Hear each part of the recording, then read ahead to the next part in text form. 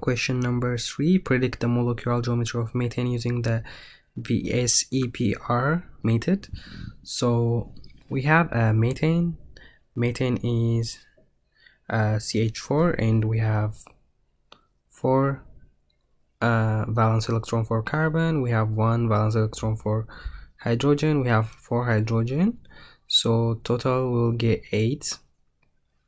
Now we need to draw the Lewis structure for methane, so that would be carbon, 2 hydrogen, 2 hydrogen, 2 hydrogen, 2 hydrogen, and we will have 4 streak like this, and we'll have a bond, 1 right here, 2, 3, 4, and we are not gonna have we don't have any lone pair. So if we don't have any lone pair, it would be tetrahedral. Our geometric molecular shape would be tetrahedral because we don't have no lone pair and we have 4 streak.